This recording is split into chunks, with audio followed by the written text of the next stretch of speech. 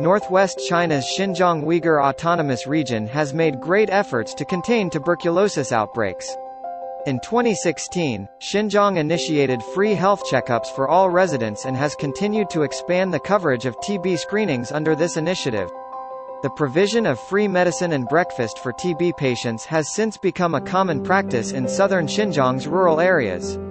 Early detection of the disease remains one of the most effective methods for prevention and control. A large number of experts are dispatched across Xinjiang to assist local medical workers with the checkups. According to the preventive strategies of the World Health Organization, directly observed treatment has been introduced in the region. Village doctors or community workers organize patients to take medicine on time every morning. Since July 2018, more than 172,000 TB patients in Xinjiang have enjoyed directly observed treatment and free breakfast services, covering 98.09% of the patients.